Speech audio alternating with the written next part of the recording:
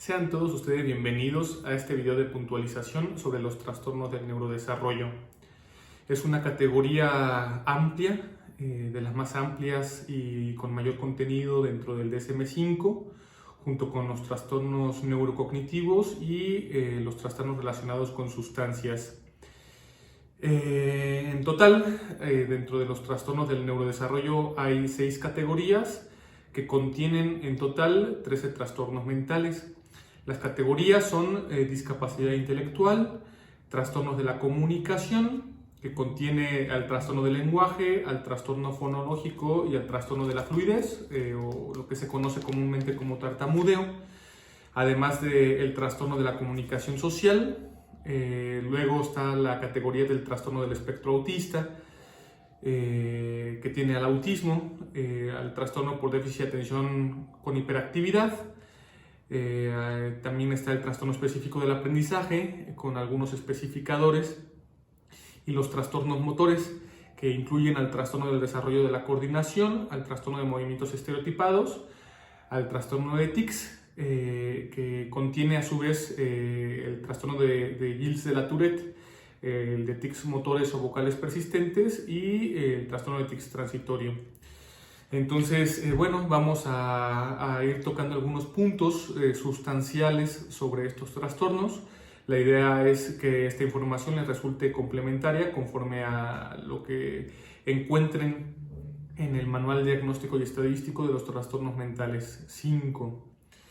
5 porque una de las cosas que voy a tratar de ahondar son algunas diferencias con el DSM-4, puntualmente con la discapacidad intelectual y con el trastorno del espectro autista. En fin, vamos a empezar por la discapacidad intelectual. De este trastorno hay cambios importantísimos en comparación con el DSM-4. Primero y antes que nada es importante recalcar que en el DSM-4 el trastorno que era equivalente era retraso mental. Ahora ya no se dice retraso mental, se dice discapacidad intelectual. Y este cambio no nada más es de nomenclatura, sino que sí hay algunas pautas de evaluación muy distintas para este trastorno. ¿Qué significa esto? Significa que la discapacidad intelectual está compuesta por 2 criterios, el criterio A y el criterio B. El criterio A nos dice que tiene que haber pruebas de inteligencia y evaluación clínica que determine que hay un retraso o una deficiencia, un déficit en las capacidades intelectuales. Entonces, la evaluación clínica, ¿cómo puede ser aplicada para poder lograr esta meta? Pues hay algunas técnicas que ustedes pueden investigar, desde el momento de poner al chico a hacer clasificación de categorías, a seguir órdenes o instrucciones más bien, indagar las propias notas en la historia clínica, en las notas académicas. Son muchas las cosas que hay que tomar en consideración, pero es importante también hacer aplicación de una batería de pruebas psicométricas. Ahí, para ver cuáles son las adecuadas, pues tienen que tomar en consideración tanto la edad como qué es lo que evalúa cada prueba, ¿no? El WISC, WISE, WIPSI, RAVEN, hay muchas. El criterio B nos dice que tiene que haber una deficiencia en el comportamiento adaptativo, en la autonomía y en la responsabilidad social. Entonces, ya teniendo esas 2 esferas, vamos a precisar algunas cosas. De la primera esfera y de la segunda, esos déficits se ven en 3 dominios. En el dominio conceptual, para poder abstraer algunas categorías conceptuales, como la moral, el bien, el mal, la vida, la muerte, etc. El dominio social, que tiene que ver con la interacción, el uso del lenguaje, etcétera, y el dominio práctico, que tiene que ver con el aseo propio, con poder salir a la calle y ir por la vereda, esperar el cambio de semáforo para poder cruzar la calle, etcétera. Entonces, uno de los cambios sustanciales es que el acento para el diagnóstico no recae en el criterio A, como sí lo era en el retraso mental. Ahora el acento recae en el criterio B, es decir, en el plano discapacitante, que es consecuencia del criterio A. Eso es muy, muy, muy importante. Tanto así que si ustedes revisan los criterios de gravedad, los especificadores de gravedad en el DSM-4 estaban ligados al coeficiente intelectual, de tal forma que se escalonaban de tal modo que cuando iban hacia abajo, por ejemplo de 0 a 20 puntos de coeficiente intelectual es retraso profundo, y después grave, y después moderado y después leve. Ahora más bien la gravedad se toma ligada a esta incapacidad o al grado de incapacidad de la autonomía y de la responsabilidad social. Es importante que haya sido así, es incluso benéfico porque por muchas cosas. Yo les menciono que la aplicación de una prueba, incluso de una batería, nunca ha sido suficiente ni se puede tomar como suficiente, y antes era o llegó a ser tomada así. Entonces el hecho de que tú salgas con un puntaje bajo en una prueba no significa que tengas discapacidad intelectual. Y la segunda está ligada a la cuestión también de la discapacidad.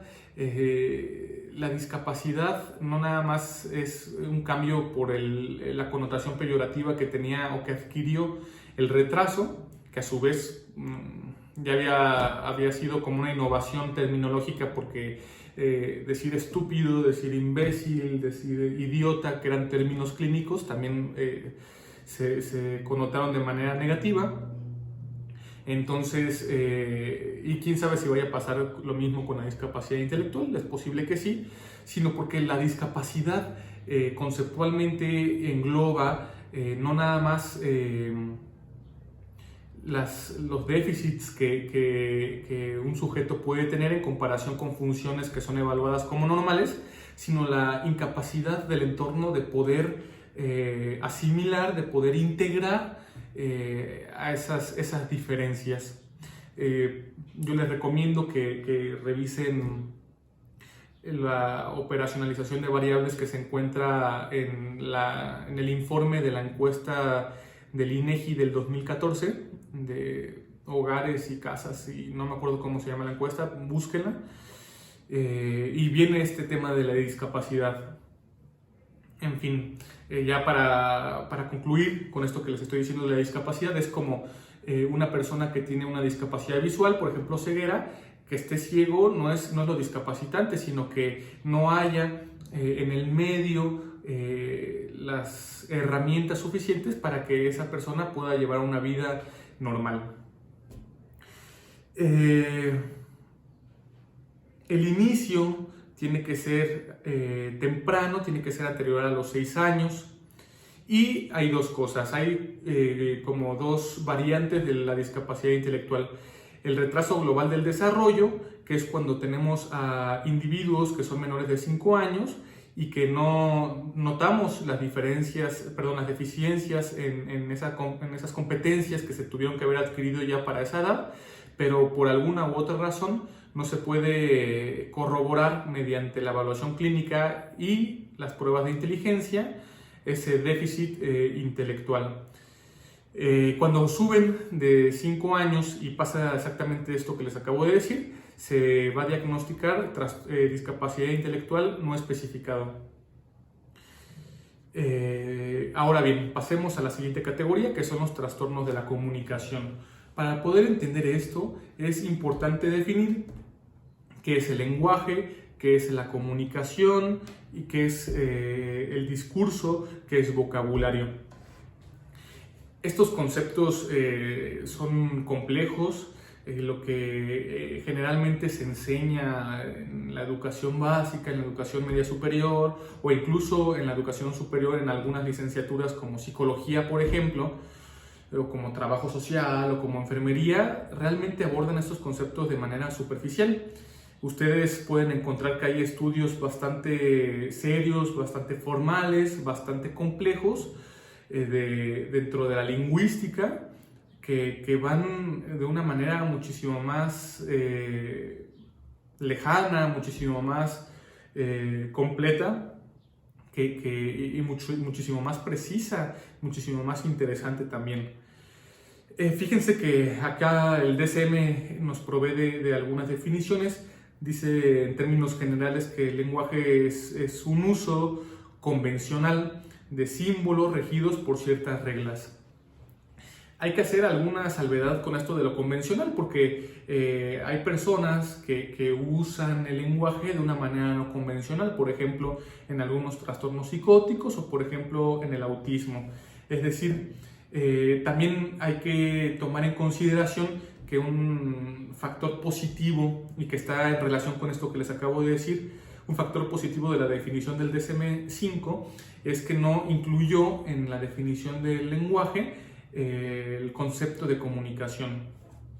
¿Por qué? Porque lo que nos enseñan es que el lenguaje comunica, pero ¿de qué manera comunica? Y siempre es así, porque el autismo muestra que no, porque la psicosis muestra que no se hace un uso convencional del lenguaje. Yo ahorita que les hablé de teorías de lingüistas, también el propio psicoanálisis se ha metido de lleno a este terreno, particularmente el psicoanalista francés Jacques Lacan, que aborda el tema del lenguaje, cómo va más allá de la comunicación y más bien cuáles son los efectos subjetivos de habitar el mundo del lenguaje, los efectos subjetivos de haber sido atravesados por el significante.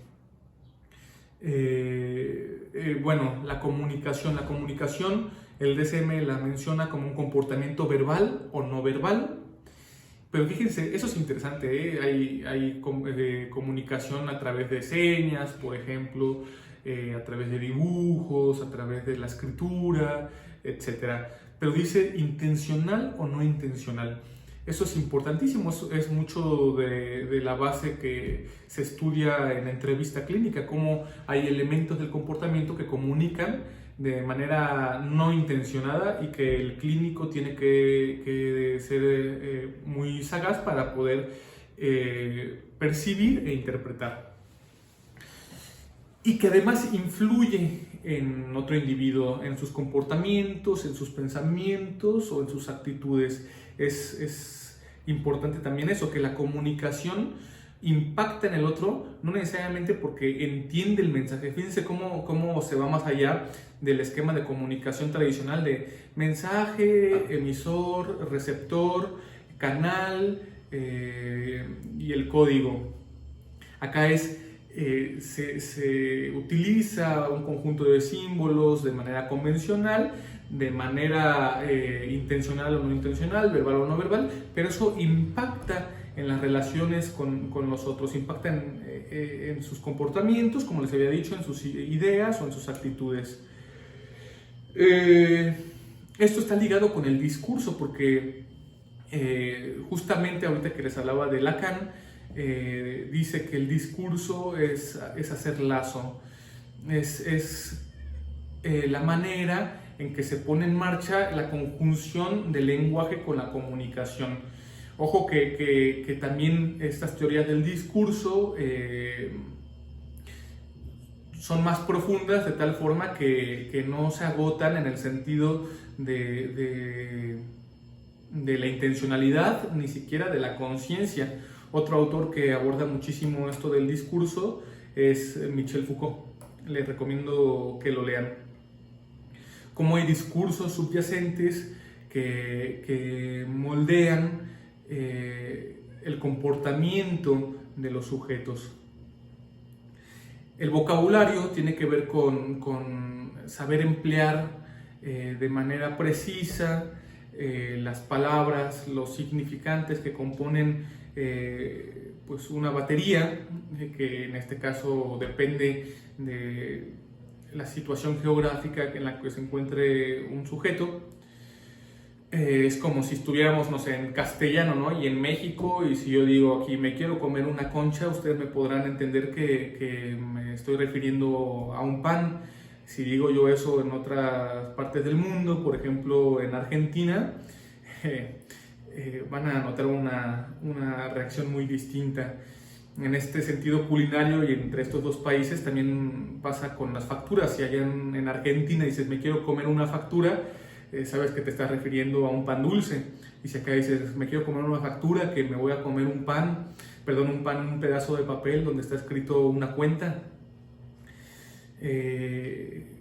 La estructura gramatical es importante y deterioro en el discurso. Bueno, a ver, esas son 3 variables que vamos a tomar en cuenta para ver el primero de los trastornos que están en la categoría de la comunicación, que es el trastorno del lenguaje.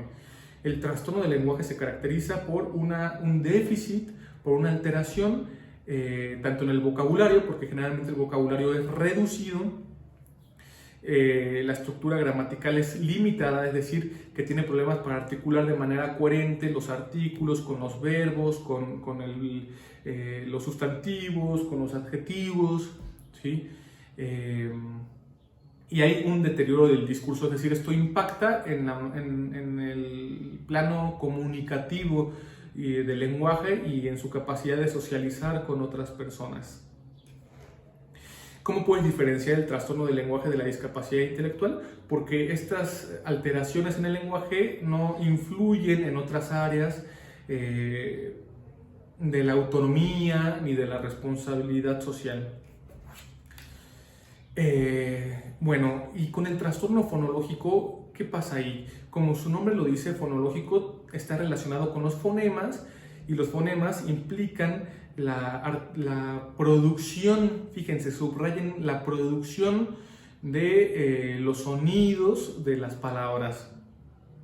Entonces es como cuando los niños, hay que tomar mucho en cuenta la edad, revisen los criterios de edad en el DSM-5, pero cuando los niños son muy pequeños y apenas van adquiriendo esa competencia de producción de fonemas, lo hacen de manera limitada, ¿no? Dicen eche en vez de L, ¿no? Hay como problemas para pronunciar la L, hacer esos movimientos de la lengua. Con la C, por ejemplo, en vez de decir cosme, ome, etc. ¿Cómo puedes diferenciar el trastorno fonológico del trastorno del lenguaje? Porque en el trastorno fonológico no hay problemas en la comprensión del lenguaje. En el trastorno del lenguaje, tanto hay problemas en la producción, pero no de los fonemas, en la emisión más bien, en la articulación, y acá no hay problemas en la gramática, sino más bien en la producción de esos fonemas. Una salvedad, que es que cuando hay una cuestión orgánica que subyace al síntoma, se le llama disartría o disartría. Vamos con el siguiente trastorno, el trastorno de la fluidez, que es comúnmente llamado trastorno, más bien tartamudeo. Aquí yo quiero expresar nada más la cuestión de los circunloquios, que son esas manifestaciones discursivas donde el sujeto rodea y rodea y rodea lo que podría ser expresado de una manera mucho más simple, y que el motivo de este rodeo es evitar el empleo de ciertas palabras que le cuestan trabajo pronunciar al sujeto. Aquí el problema, o más bien el diagnóstico diferencial con el trastorno fonológico, es en la articulación de las sílabas, porque se repite, pero no hay problema, por ejemplo, para pronunciar la leche, ¿no? Dice leche, pero puede decir le, ¿sí? Trastorno de la comunicación social pragmático. Es importante que lo revisen a profundidad porque puede confundirse con el autismo. En el trastorno de comunicación social pragmático implica que el sujeto puede hacer uso del lenguaje, pero hay problemas en el discurso. Es decir, se le dificulta adaptar su propio discurso a un escenario donde se moldea de acuerdo a las características que se perciben del interlocutor. En otras palabras, un sujeto, en términos generales y valga para la clarificación, no habla de la misma manera con un amigo que con el sacerdote, que con la madre, que con el padre, que con el maestro. Es decir, va utilizando de manera distinta los recursos que le provee el propio lenguaje. En el trastorno de la comunicación social pragmático no, tiene sus problemas de adaptación, por eso es muy similar a ciertas dimensiones del autismo. Vean a Sheldon Cooper de Big Bang Theory, donde se ve eso, ¿no? Se ve que utiliza, por ejemplo, un lenguaje bastante técnico y bastante científico en términos generales, o que tiene esas limitaciones para poder entender las metáforas, etc. Justamente pasemos al trastorno del espectro autista, que yo en la introducción de este tema les dije que hay que diferenciar con el DSM-4. ¿Por qué? Porque en el DSM-4 el autismo estaba como un trastorno en particular, no como una categoría diagnóstica. Y la categoría en ese manual eran los trastornos generalizados del desarrollo, que incluían al trastorno de red, al trastorno desintegrativo infantil, al Asperger y al autismo. ¿Qué es lo que cambia? Que aquí en el DSM-5 se habla de un espectro, es decir, que todos esos que estaban en el DSM-4 son niveles distintos de autismo y por motivos distintos que se produce el autismo. Eso me lleva a comentarles que si el autismo o los síntomas autistas se deben a una afección orgánica, aún se puede diagnosticar el autismo. Había un caso clínico de un chico que le faltaba un pedazo del cuerpo calloso, ahorita no recuerdo cuál era el nombre de esa afección orgánica, y eso condujo a que la manifestación fenomenológica sintomática fuera de un autista, de un autismo. Aquí hay que tomar en cuenta el criterio A y el criterio B. El criterio A hace referencia a todos los síntomas, a ese déficit en las habilidades sociales que incluyen la comunicación, la reciprocidad emocional, mientras que el criterio B hace énfasis en los patrones repetitivos y estereotipados. Justamente por eso hay que hacer diferenciación de TOC, por ejemplo, diferenciación de trastorno de movimientos estereotipados y a lo mejor de TDAH. El autismo es complejo teóricamente hablando, hay todavía muchas investigaciones que abordan el tema de la etiología de este trastorno mental desde el punto de vista neurológico, desde el punto de vista conductual, desde el punto de vista cognitivo, desde el punto de vista del psicoanálisis. Son teorías muy distintas que ofrecen panoramas explicativos también diversos y en muchas ocasiones excluyentes. El tratamiento del autismo es complejo porque teóricamente no hay cura en el sentido llano de la palabra, sino que hay un amortiguamiento de los síntomas, al igual que por ejemplo la discapacidad intelectual, y entonces las intervenciones del clínico van encaminadas a lograr una mayor adaptación por parte del sujeto y por parte del ambiente, el ambiente que puede integrar, ¿no? De manera rápida les ejemplifico. Había un chico, este mismo chico que le faltaba esa parte del cuerpo calloso, que hablaba, tenía algunas palabras incorporadas en su esquema cognitivo, pero realmente no las usaba para comunicarse con las otras personas. Las repetía y las repetía y las repetía.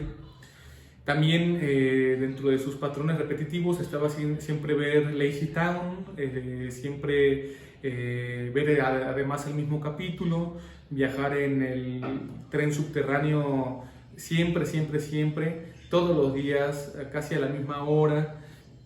Y el tren tenía que ser a fuerzas amarillo, si no era amarillo no se subía. Ahora bien, ¿qué pasaba cuando se lo intentaba obligar? Pues venían respuestas conductuales disruptivas. Hacía un berrinche, pataleaba, tenía excesos de cólera, etc. Pasemos al trastorno por déficit de atención con hiperactividad, al TDAH. De aquí hay que resaltar la astucia del clínico para poder evaluar al ambiente. ¿Por qué? Porque el TDAH es un trastorno mental que está sobrediagnosticado y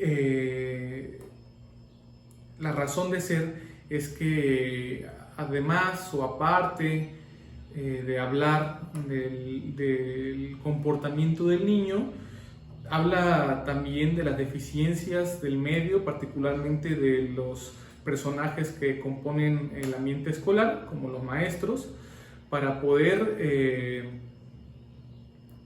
incluir, para poder aprovechar, para poder asimilar las diferencias. Es decir, hay un teórico, ya les había mencionado Foucault, que dice que una escuela o las escuelas son instituciones normalizadoras, es decir, que tienden a ser a todos uniformes. Precisamente eso también del uniforme, ¿no? De que todos iguales. Si hay alguna diferencia, lo baja, ¿no? O sea, no nada más es que al que está abajo se lo trata de subir a un punto medio, sino al que está arriba se lo baja también. ¿Por qué todos tienen que ser buenos, no sé, en español, ¿no? ¿Por qué todos tienen que ser buenos en las cosas que propone la escuela? En fin. Acá el DSM menciona el escalonamiento o la división de los síntomas en dos planos, en el plano de la inatención y en el plano de la hiperactividad e impulsividad. Hay que diferenciar el TDAH con el trastorno específico del aprendizaje. Ahorita le voy a hacer esa diferencia cuando hable del segundo trastorno. Y tomar en cuenta que los síntomas tienen que aparecer antes de los 12 años y que se tienen que presentar en varios lugares, no nada más en la escuela, sino también en la casa, sino también en los juegos en el vecindario, etc. Del trastorno específico del aprendizaje hay que ver las dificultades donde se expresan, si en la lectura, o si en la escritura, o si en el razonamiento matemático. ¿Cómo podemos diferenciar de la discapacidad intelectual? Porque en este trastorno específico del aprendizaje no hay otros problemas de autonomía y responsabilidad social. Yo les decía que había que diferenciar del TDAH porque en el TDAH también es muy probable que las notas del niño, de la niña o del adolescente sean malas.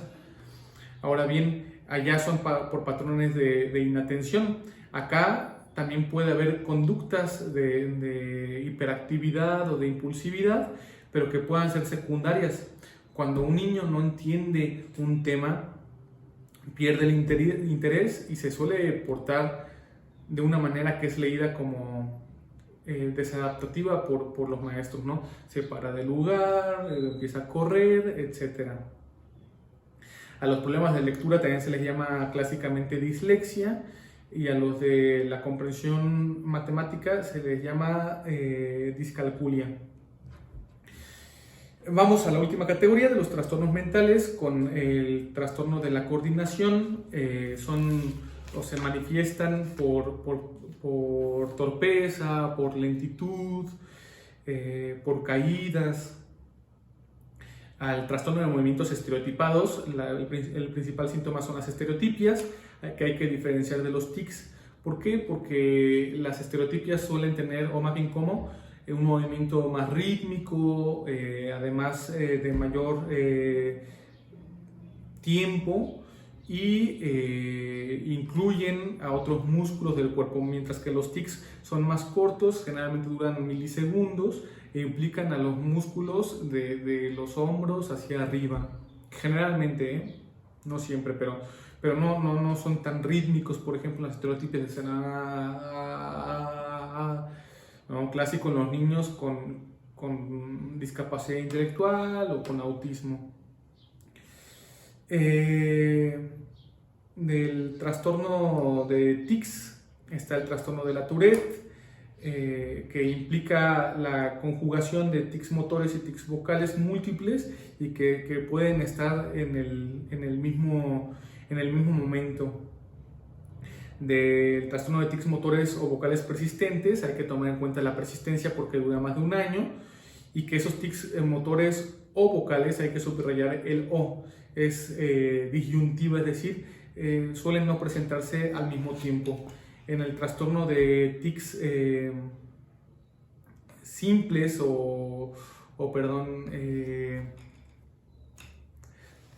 se me fue el nombre, trastorno de tics transitorio, son vocales o también disyuntiva motores, pero que duran menos de un año. Acá ya por último, para acabar con esta categoría, hay que subrayar algunas manifestaciones fenomenológicas de los tics, que puede ser la copropraxia, como sobre todo en los tics motores como de la Tourette, donde se hacen señales que son obscenas, coprolalia, donde se manifiestan de manera vocal palabras altisonantes, la ecopraxia, que es imitar el movimiento de las otras personas como si fuera un espejo, la palilalia, donde se repiten los sonidos o las sílabas que uno mismo dice, ¿no? Como si fuera un eco de sí mismo, mientras que la ecolalia también se repiten los sonidos o frases o las últimas sílabas, pero de las otras personas. Bueno, de mi parte sería todo. Espero que esta información les haya resultado útil para entender la categoría.